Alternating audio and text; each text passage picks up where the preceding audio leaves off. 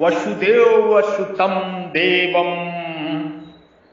कंसाचाडूरमर्दनं देवकी परमानंदनं कृष्णं वंदे जगद्गुरुं जगद्गुरुं जगद्गुरुं। ओ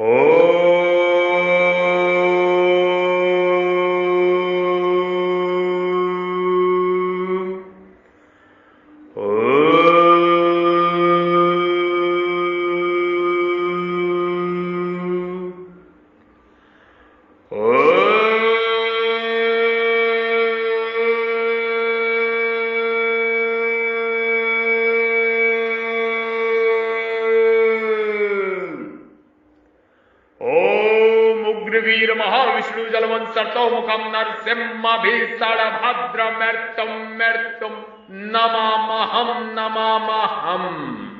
ओम भू ओम वः ओम स्वः ओम मः ओम जन ओम तप ओम सत्यम ओम सर्वज्ञ ओम सर्वत्र ओम वैकुंठलोक ओम शिवलोक ओम ब्रह्मलोक ओम स्वर्गलोक ओम ध्रुवलोक ओम चंद्रलोक ओम पितृलोक ओम अनंतलोक ओम धूलोक ओम अंतरिक्षलोक ओम पृथ्वीलोक ओम नागलोक ओम पाताललोक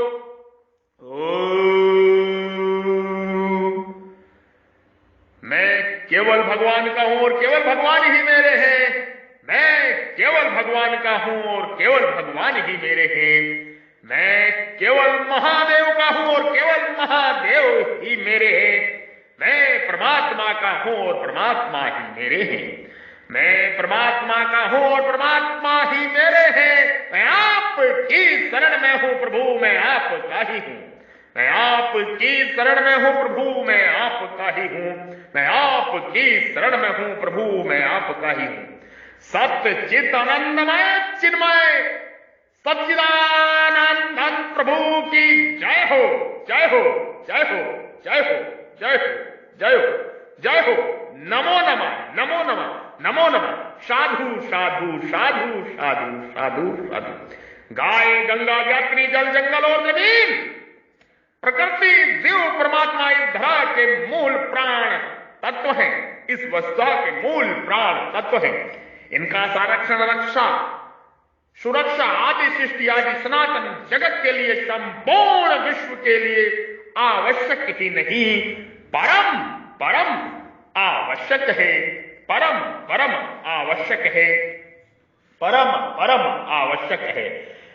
मैं आपकी शरण में हूं प्रभु, मैं आपका ही हूं। मैं आपकी शरण में हूं प्रभु, मैं आपका ही हूं।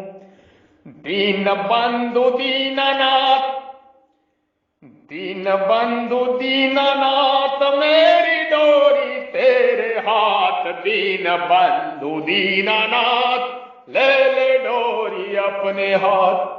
दीन बंधु दीननाथ मेरी डोरी तेरे हाथ। दीन बंधु दीननाथ ले ले डोरी अपने हाथ।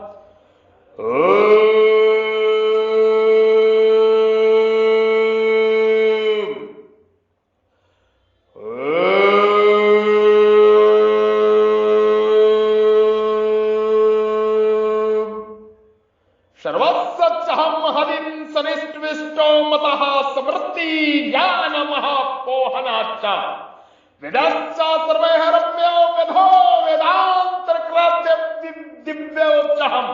मैं ही संपूर्ण प्राणियों के हृदय में स्थित हूं तथा मुझ में ही स्मृति ज्ञान और अपोहन संशय आदि दोषों का नाश होता है। संपूर्ण वेदों के द्वारा मैं ही जानने योग्य हूं। वेदों के तत्व का निर्णय करने वाला और वेदों को जानने वाला भी मैं ही हूं। प्रभु जीव से कह रहे हैं, परमात्मा परमेश्वर सर्वेश्वर जीव से कह रहे हैं। सर्वस्वच्छहं हरि सनिष्ठ विशिष्टः। पीछे श्लोक में अपनी विभूतियों का वर्णन करने के बाद अब भगवान यह रहस्य प्रकट करते हैं कि मैं स्वयं सब प्राणियों के हृदय में विद्यमान हूं, मैं स्वयं सब प्राणियों के हृदय में विद्यमान हूं। प्रभु कह रहे हैं मैं स्वयं सब प्राणियों के हृदय में विद्यमान हूं।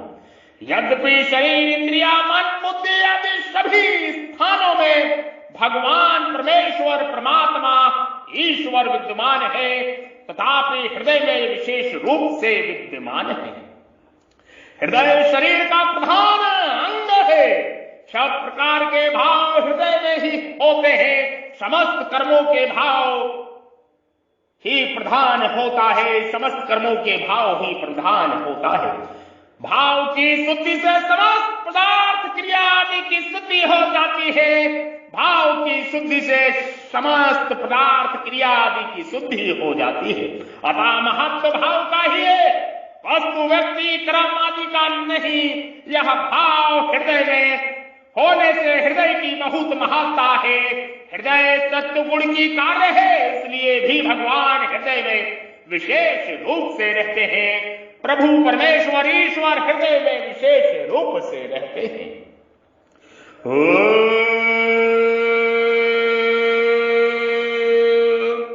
भगवान कहते हैं कि मैं प्रत्येक मनुष्य के अत्यंत नजदीक उसके हृदय में रहता हूं। भगवान कहते हैं कि मैं प्रत्येक मनुष्य के अत्यंत नजदीक उसके हृदय में रहता हूं। अतः किसी भी साधक को मेरे से दूरी अथवा वियोग का अनुभव करते हुए भी मेरी प्राप्ति निराश नहीं होना चाहिए।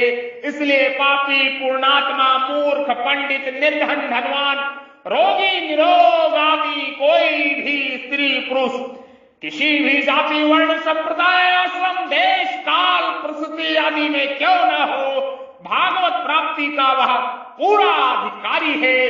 भागवत प्राप्ति का, ईश्वर प्राप्ति का, परमेश्वर प्राप्ति का जो पहले से प्राप्त है उसका पूरा अधिकारी है। आवश्यकता केवल भागवत प्राप्ति की ऐसी तीव्र अभिलाषा, आवश्यकता केवल भागवत प्राप्ति की, प्रभु की प्राप्ति की तीव्र अभिलाषा, तीव्र जिज्ञासा, लगन, व्याकुलता है, जिससे भागवत प्राप्ति के बिना रहा न जाए। जैसे मछली पानी के बगैर नहीं रह सकती।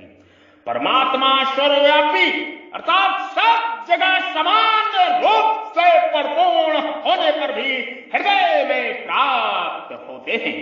जैसे गाय के संपूर्ण शरीर में दूध व्याप्त होने पर भी वह उसके स्तनों से ही प्राप्त होता है, अथवा पृथ्वी में सर्वत्र जल रहने पर भी वह कुएं आदि से ही प्राप्त होता है। ऐसे ही सूर्य, चंद्र, अग्नि, पृथ्वी, वनार आदि सब में व्याप्त होने पर भी परमात्मा हृदय में ही प्राप्त होते हैं। प्रभु हृदय में ही प्राप्त होते हैं।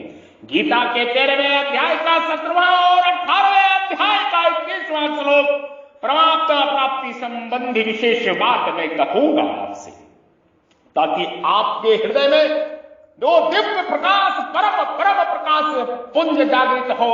ओ परम ईश्वर परमेश्वर पुरुषोत्तम अविनाशी के आप दर्शन, महादेव के देवोत्तम देव, आदि नारायण अनादि नारायण महादेव के दर्शन कर सके। हृदय में निरंतर स्थित रहने के कारण परमात्मा वास्तव में मनुष्य को प्राप्त है। हृदय में निरंतर स्थित रहने के कारण परमात्मा वास्तव में मनुष्य को प्राप्त है। परंतु जड़ता, संसार से माने हुए संबंध के कारण जड़ता की तरफ ही दृष्टि रहने से नित्य प्राप्त परमात्मा प्राप्त प्रतीत हो रहे हैं, अर्थात उनकी प्राप्ति का अनुभव नहीं हो रहा है। जड़ता से श्रोता संबंध विच्छेद होते ही सर्वत्र विद्यमान नित्य प्राप्त परमात्मा तत्व स्वतः अनुभव में आ जाता है। परमात्मा प्राप्ति के लिए जो सत कर्म, सत चर्चा और सत चिंतन, सत कर्म, सत चर्चा और सत चिंतन किया जाता है, उसमें जड़ता असत्य का आश्रय रहता ही है। कारण की जड़ता स्थूल, सूक्ष्म और कारण शरीर का आश्रय लिए बिना इनका होना संभव ही नहीं है। वास्तव में इनकी सार्थकता जड़ता से संबंध विच्छेद कराने में ही है। जड़ता से संबंध विच्छेद तभी होगा जब ये सब क्रम सत्यता सतचिंतन केवल संसार के हित के लिए ही किए जाएं, अपने लिए नहीं। किसी विशेष साधन गुण योग्यता लक्षण आदि के बदले में परमात्मा प्राप्ति होगी, यह बिल्कुल गलत धारणा है। किसी मूल्य के बदले में जो वस्तु प्राप्त होती है वह उस मूल्य से कम मूल्य की होती है, यह सिद्धांत है। अतः यदि किसी विशेष साधन योग्यता आदि के द्वारा ही परमात्मा प्राप्ति होना माना जाए तो परमात्मा उस साधन योग्यता आदि से कम मूल्य के कमजोर ही सिद्ध होते हैं, जबकि परमात्मा किसी से कम मूल्य के नहीं है। गीता के 11वें अध्याय का 43वां श्लोक इसलिए वे किसी साधन आदि से खरीदे नहीं जा सकते, प्रभु किसी साधन आदि से खरीदे नहीं जा सकते। इसके सिवाय अगर किसी मूल्य साधन योग्यता आदि के बदले परमात्मा की प्राप्ति मानी जाए तो उनमें से हमें लाभ ही क्या होगा, क्योंकि उनसे अधिक मूल्य वस्तु साधन आदि तो हमारे पास पहले से ही है। जैसे सांसारिक पदार्थ कर्मों से मिलते हैं, ऐसे ही परमात्मा की प्राप्ति कर्मों से नहीं होती, क्योंकि परमात्मा प्राप्ति किसी कर्म का फल नहीं है। प्रत्येक कर्म की उत्पत्ति भाव से होती है और परमात्मा प्राप्ति भाव के मिटने पर होती है।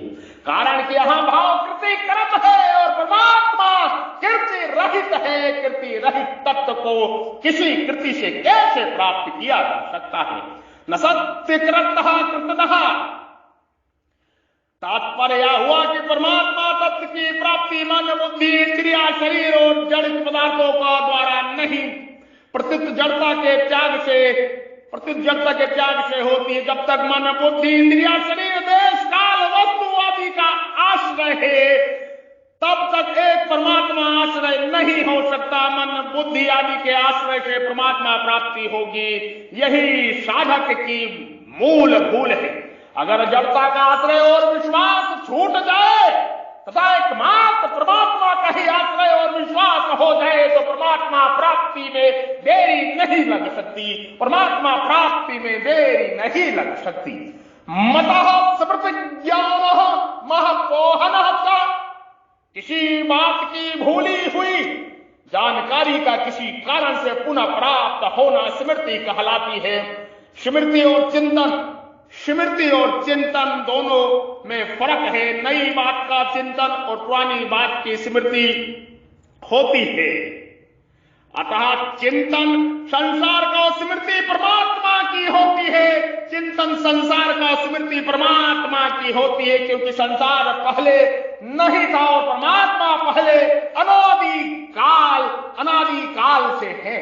स्मृति में जो शक्ति है वह चिंतन में नहीं है। स्मृति में जो शक्ति है वह चिंतन में नहीं है।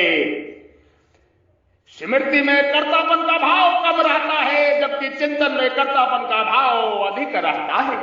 एक स्मृति की जाती है और एक स्मृति होती है। जो स्मृति की जाती है वह बुद्धि में, और जो होती है वह स्वयं में होती है। जो होती है वह स्वयं में होती है। होने वाली स्मृति जड़ता से तत्काल संबंध विच्छेद करा देती है। होने वाली स्मृति जड़ता से तत्काल संबंध विच्छेद करा देती है। भगवान यहाँ कहते हैं कि यहाँ होने वाली स्मृति मेरे से ही होती है। परमात्मा का अंग होते हुए भी जीव भूल से परमात्मा से विमुख हो जाता है और अपना संबंध संसार से मानने लगता है। इस भूल का नाश होने पर मैं भगवान का हूं, मैं भगवान का हूं, संसार मैं भगवान का हूं, मैं भगवान का हूं, मैं भगवान का हूं, मैं परमेश्वर का हूं, मैं ईश्वर का हूं, मैं सर्वेश्वर का हूं, मैं पुरुषोत्तम का हूं, मैं महादेव का हूं, मैं भगवान का ही हूं, मैं भगवान का ही हूं, मैं भगवान का ही हूं, संसार नहीं। मैं भगवान का हूं, संसार का नहीं। मैं भगवान का हूं, मैं भगवान का ही हूं, संसार का नहीं। मैं भगवान का ही हूं, संसार का नहीं। मैं भगवान का ही हूं, संसार का नहीं। ऐसा साक्षात अनुभव हो जाना ही स्मृति है। गीता के 18वें अध्याय का 73वां श्लोक, स्मृति कोई नया ज्ञान या अनुभव नहीं होता, प्रत्युत केवल विस्मृति मोह का नाश होता है। भगवान से हमारा वास्तविक संबंध है। इस वास्तविकता को प्रकट होना ही स्मृति का प्राप्त होना है। जीव निष्काम भाव से कर्म योग, स्वरूप बोध, ज्ञान योग और भागवत प्रेम भक्ति योग तीनों स्वतः विद्यमान है। जीव को अनादि काल से इनकी स्मृति हो गई है। एक बार इनकी स्मृति हो जाने पर फिर स्मृति नहीं होती, कारण की यह स्मृति स्वयं में जागृत होती है। कारण की यह स्मृति स्वयं में जागृत होती है। बुद्धि में होने वाली लौकिक स्मृति बुद्धि के क्षीण होने पर नष्ट भी हो सकती है। बुद्धि के क्षीण होने पर नष्ट हो सकती, पर स्वयं में होने वाली स्मृति कभी नष्ट नहीं होती। किसी विषय की जानकारी का ज्ञान कहते हैं।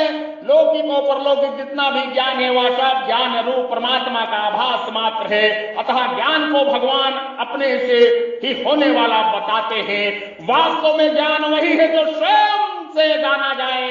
वास्तव में ज्ञान, सच्चा ज्ञान वही है जो स्वयं से जाना जाए, जो स्वयं से जाना जाए। अंतपूर्ण और नित्य होने के कारण इस ज्ञान में कोई संदेह या भ्रम नहीं होता। यद्यपि इंद्रिय और बुद्धि जन ज्ञान भी ज्ञान कहलाता है, तथापि सीमित, अल्प, अपूर्ण और परिवर्तनशील होने के कारण इस ज्ञान में संदेह या भ्रम रहता है। जैसे नेत्रों से देखने पर सूर्य अत्यंत बड़ा होते हुए भी आकाश में छोटा सा दिखता है इत्यादि। बुद्धि से जिस बात को पहले ठीक समझते थे, बुद्धि के विकसित अथवा शुद्ध होने पर वही बात गलत दिखने लग जाती है। तात्पर्य है कि इंद्रिया और बुद्धि जन्य ज्ञान कारण सापेक्ष और अल्प होता है। अल्प ज्ञान ही अज्ञान कहलाता है। अल्प ज्ञान ही अज्ञान कहलाता है। इसके विपरीत स्वयं का ज्ञान किसी कारण इंद्रिया बुद्धि आदि की अपेक्षा नहीं रखता और वह सदा पूर्ण होता है। वास्तव में इंद्रिया और बुद्धि जन ज्ञान भी स्वयं के ज्ञान से प्रकाशित होते हैं, अर्थात सत्ता पाते हैं। संशय, भ्रम, विपरीत भाव, तर्क वितर्क आदि दोषों के दूर होने का नाम अपोहन है। भगवान कहते हैं कि ये संशय आदि दोष भी मेरी कृपा से ही दूर होते हैं। शास्त्रों की बात सत्य है या असत्य, भगवान को किसने देखा, संसार ही सत्य है इत्यादि संशय और भ्रम भगवान की कृपा से ही मिटते हैं। सांसारिक पदार्थों में अपना हित दिखना, अपनी प्राप्ति का सुख दिखना, प्रतिशत नष्ट होने वाले संसार की सत्ता दिखना आदि विपरीत भाव भी भगवान की कृपा से ही दूर होते हैं। गीतोपदेश के अंत में अर्जुन रूपी जीव भी भगवान की कृपा से ही अपने मोह का नाश, स्मृति प्राप्ति और संशय का नाश होना स्वीकार करते हैं। 18वें अध्याय का 73वां श्लोक, यहाँ सर्वे पद भेद एवं वेदना कुल संपूर्ण शास्त्रों का वाचक है। संपूर्ण शास्त्रों का एकमात्र तात्पर्य परमात्मा का वास्तविक ज्ञान कराने अथवा उनकी प्राप्ति कराने में ही है। यहाँ भगवान यह बात स्पष्ट करते हैं कि वेदों का वास्तविक तात्पर्य मेरी प्राप्ति कराने में ही है, सांसारिक भोगों की प्राप्ति कराने में नहीं है। श्रुतियों में सकाम भाव विशेष वर्णन का यह कारण भी है। संसार में सकाम मनुष्यों की संख्या अधिक रहती है, इसलिए श्रुति सबकी माता होने से उनका भी पालन करती है। जानने योग्य एकमात्र परमात्मा ही है, जानने योग्य एकमात्र प्रभु ही है, जानने योग्य एकमात्र प्रभु ही है। जिनको जान लेने पर भी कुछ भी जानना बाकी नहीं रहता, जिनको जान लेने पर भी कुछ भी जानना बाकी नहीं रहता। परमात्मा को जाने बिना संसार को कितना ही क्यों ना जान ले, जानकारी कभी पूरी नहीं होती। सदा अधूरी ही रहती है। जीव में भगवान को जानने की विशेष जिज्ञासा थी, इसलिए भगवान कहते हैं कि संपूर्ण वेदों और शास्त्रों के द्वारा जानने योग में स्वयं तुम्हारे सामने बैठा हूं। वेदांतरतः भगवान ही वेद प्रकट हुए हैं, भगवान से ही वेद प्रकट हुए हैं। गीता के 3 अध्याय का 15वां और 17वें अध्याय का 23वां श्लोक, अतः वे ही वेदों के अंतिम सिद्धांत को ठीक ठीक बताकर वेदों में प्रतीत होने वाले विरोध का अच्छी तरह समन्वय कर सकते हैं। इसलिए भगवान कहते हैं कि वेदों का पूर्ण वास्तविक ज्ञाता होने के कारण मैं ही वेदों को यथार्थ तात्पर्य से निर्णय करने वाला हूं। वेद विदेयोत्साहम, वेदों के अर्थ भाव आदि को भगवान ही यथार्थ रूप से जानते हैं। वेदों में कौन सी बात किस भाव या उद्देश्य से कही गई है, वेदों का यथार्थ तात्पर्य क्या है, इत्यादि बातें भगवान ही पूर्ण रूप से जानते हैं, क्योंकि भगवान से ही वेद प्रकट हुए हैं। वेदों में भिन्न भिन्न विषय होने के कारण अच्छे अच्छे विद्वान भी एक निर्णय नहीं कर पाते। गीता के 2 अध्याय का 53वां श्लोक। इसलिए वेदों के यथार्थ ज्ञाता भगवान का आश्रय लेने से ही वे वेदों का तत्व जान सकते हैं और श्रुति विप्रापति के मुक्त हो सकते हैं, श्रुति विप्रपति से मुक्त हो सकते हैं। इस 15वें अध्याय के पहले श्लोक में भगवान ने संसार वृक्ष को तत्व से जानने वाले मनुष्य वेदविद कहा था। अब इस श्लोक में भगवान स्वयं वेदविद कहते हैं। इसका तात्पर्य है कि संसार के यथार्थ तत्व को जान लेने वाला महापुरुष भगवान से अभिन्न हो जाता है। संसार के यथार्थ तत्व को जानने का अभिप्राय है संसार की स्वतंत्र सत्ता नहीं है, वो परमात्मा ही सत्ता है। इस संसार जानते हुए संसार से माने हुए संबंध छोड़कर अपना संबंध भगवान से जोड़ना, संसार का आश्रय छोड़ के भगवान के आश्रित हो जाना। भगवान ने श्रीमद्भागवत गीता के 4 अध्यायों में भिन्न भिन्न रूपों से अपनी विभूतियों का वर्णन किया है।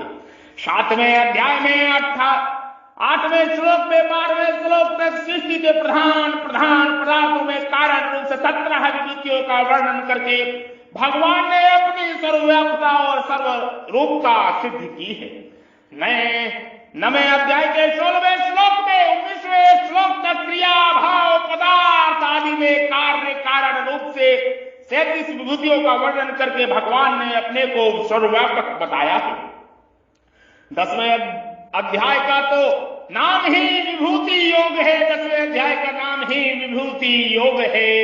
इस अध्याय में 4थे और 5वें श्लोक में भगवान ने प्राणियों के भाव के रूप में 20 विभूतियों का और 6ठे श्लोक में विभूतियों के रूप में 25 विभूतियों का वर्णन किया है।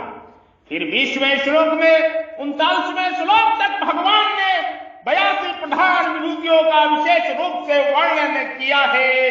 प्रभु ने विशेष रूप से वर्णन किया है। इन 15वें अध्याय में 12वें श्लोक में 15वें श्लोक तक भगवान अपना प्रभाव बतलाने के लिए 13 विभूतियों का वर्णन किया है।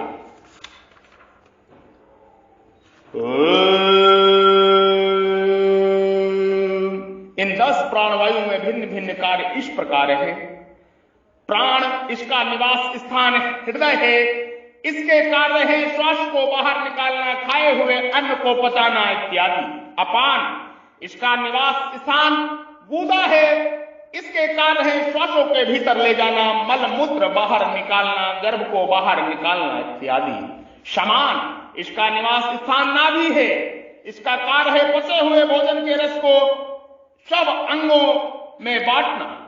उदान इसका निवास स्थान कंठ है, जब भोजन करते हैं तब उसके गाढ़े भाग और जल भाग को यह अलग करता है। सूक्ष्म शरीर को स्थूल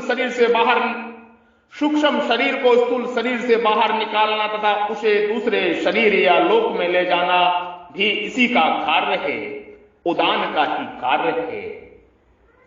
व्यान इसका निवास स्थान संपूर्ण शरीर है। इसका कार्य है शरीर तथा उसके अंगों में सिकोड़ना या फैलाना। नाग इसका कार्य है डकार लेना, इसका कार्य है डकार लेना। कूर्म इसका कार्य है नेत्रों को खोलना और बंद करना, इसका कार्य है नेत्रों को खोलना और बंद करना। कृतकार इसका कार्य है छींकना। देवदत्त इसका कार्य है जमाही लेना।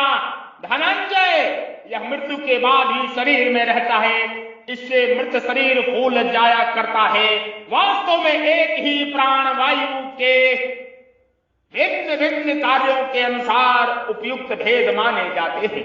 दास सुपणा से उज्जा सुखाया समाना कृच्छम परिशुद्ध जाते तव तहा विप्लम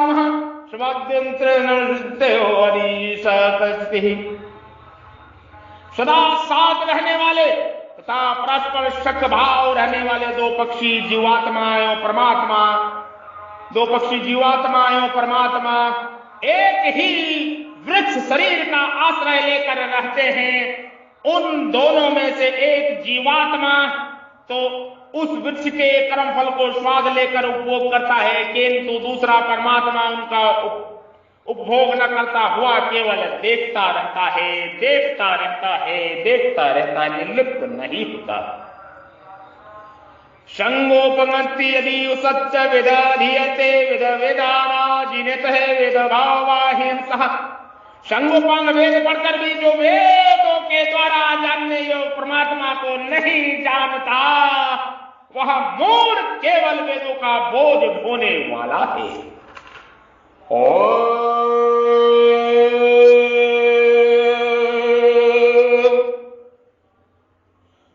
चारों अध्याय में भिन्न भिन्न रूप विभूतियों का वर्णन करने से तात्पर्य है कि साधक को वसुदेव सर्वम वसुदेव सर्वम वसुधैव कुटुंबकम वसुधैव कुटुंबकम, सब कुछ वसुदेव ही है, इस तत्व का अनुभव हो जाए। इसलिए अपनी विभूतियों का वर्णन करते हुए भगवान ने अपनी सर्वव्यापकता ही विशेष रूप से सिद्ध किया है। जैसे मतम परंतरम न्याय सिद्धि, मेरे से बढ़कर इस जगत का दूसरा कोई भी महान कारण नहीं है। सदस्य सत्य महार्जन, सत और असत सब कुछ मैं ही हूं। अहम सर्वस्व प्रभाव मतः प्रवाह, मैं ही सबकी उत्पत्ति का कारण हूं, मेरे से ही सब जगत चेष्टा करता है। नातरस्त बिना यस्त्र भूता चराचरम, चर और अचर कोई भी प्राणी ऐसा नहीं है जो मेरे से रहित हो, अर्थात चराचर सब प्राणी मेरे ही स्वरूप है, चराचर सब प्राणी मेरे ही स्वरूप है।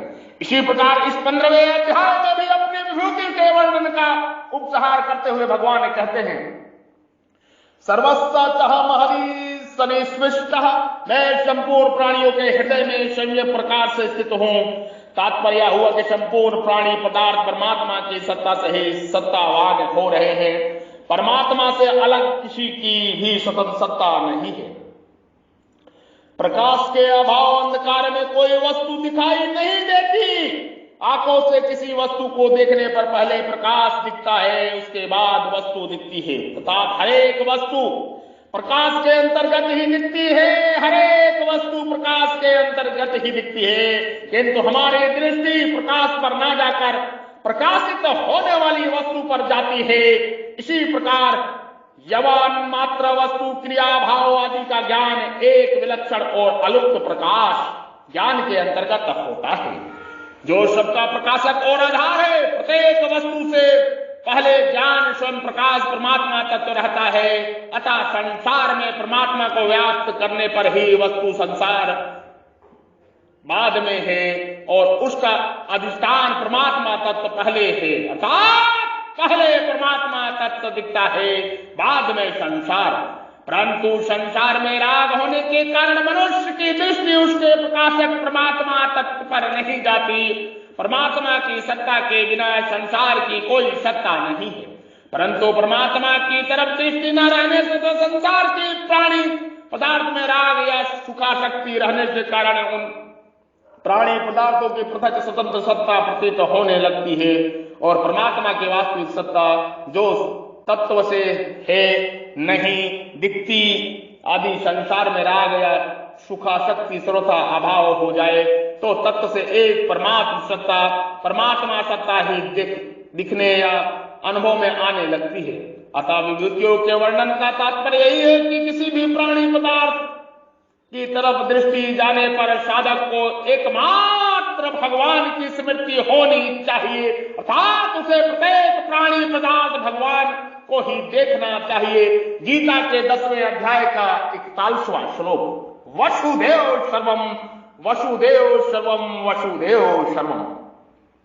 वर्तमान में समाज की दशा बड़ी विचित्र है। प्राय सब लोगों के अंतकरण में रुपए का बहुत ज्यादा महत्व हो गया है। रुपए खुद काम में नहीं आते, परंतु उनसे खरीदी गई वस्तुएं ही काम में आती हैं।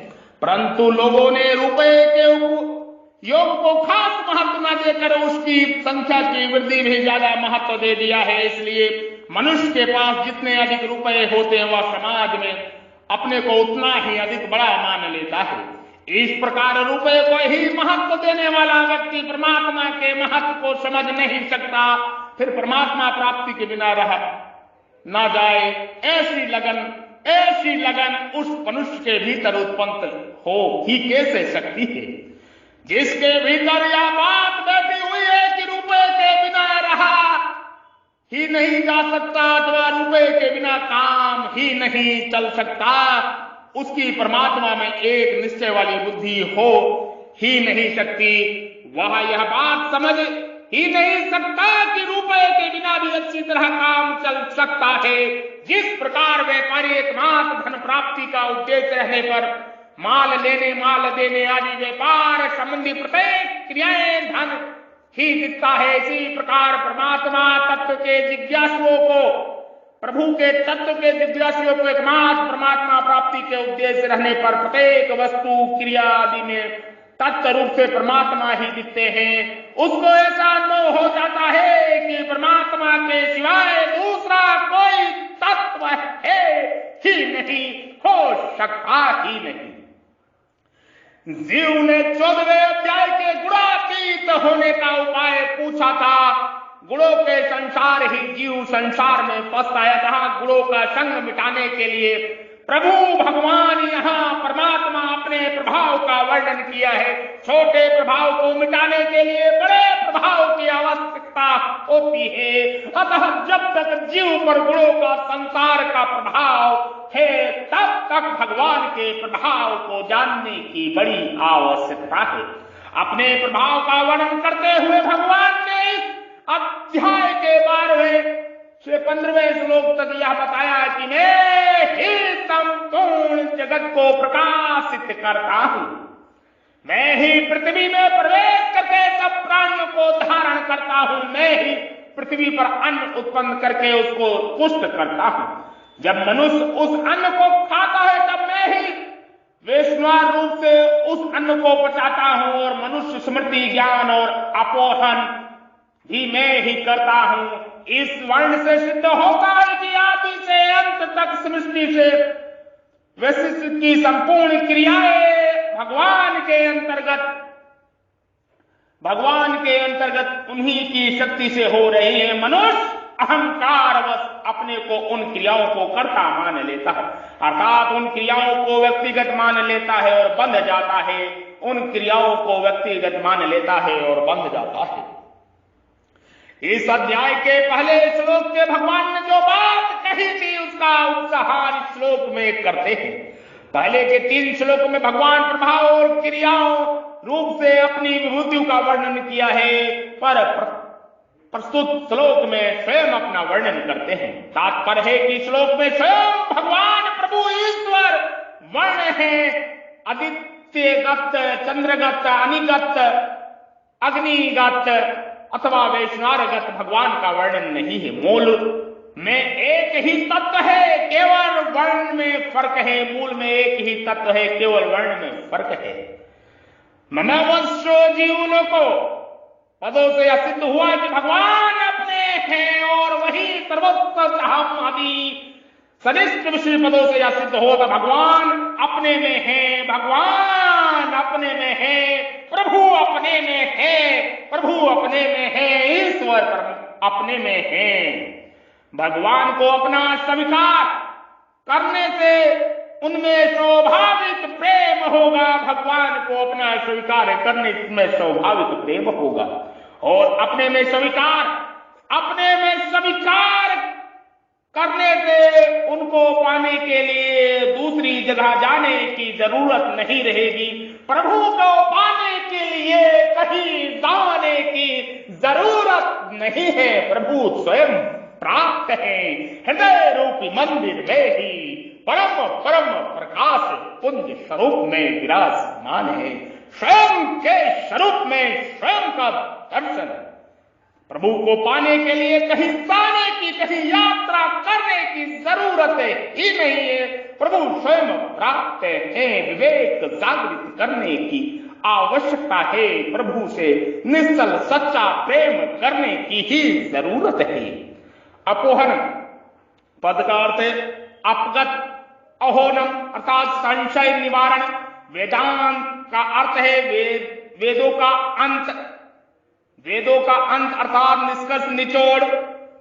उभय विरोपी दृष्टांतः, भगवान कहते हैं कि वेद अनेक हैं, पर उन सब में जानने योग में एक ही हूं, और उन सबको जानने वाला भी मैं ही हूं। तात्पर्य है कि सब कुछ मैं ही हूं। प्रभु कह रहे हैं सब कुछ मैं ही हूं। वसुदेव सर्वम, वसुदेव सर्वम, वसुदेव सर्वम। सूर्य में तेज, सूर्य में स्थित तेज, चंद्र में स्थित तेज, अग्नि में स्थित तेज, पृथ्वी में धारण शक्ति, चंद्र की पोषण शक्ति, बेशुमार हृदय अंतर्यामी, स्मृति, ज्ञान, अपोहन, वेदों द्वारा जानने योग, वेदांत का कर्ता और वेदों को जानने वाला। वस्तु रुपये की संख्या के आधार पर अपने को छोटा या बड़ा मानना पतन का चिन्ह है। रुपये की संख्या केवल अभिमान बढ़ाने के सिवाय और कुछ काम नहीं आती। अभिमान आसुरी संपत्ति का मूल है। जितने भी दुर्गुण, दुराचार, पाप और सब अभिमान रूपी वृक्ष की छाया में रहते हैं।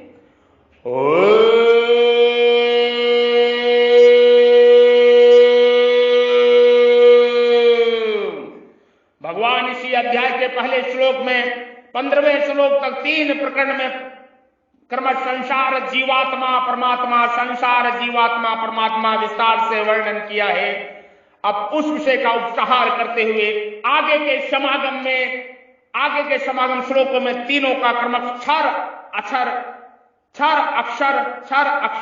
और पुरुषोत्तम, क्षर अक्षर और पुरुषोत्तम नाम से स्पष्ट वर्णन करेंगे। आगे के समागम में, आगे के प्रभुवाणी में, आगे के सत्संग में प्रभु की सत्य कथा का दोबारा प्रभु के आदेशों से, प्रभु की कृपा से, प्रभु की ही वाणी में ये प्रवचन आगे करेंगे।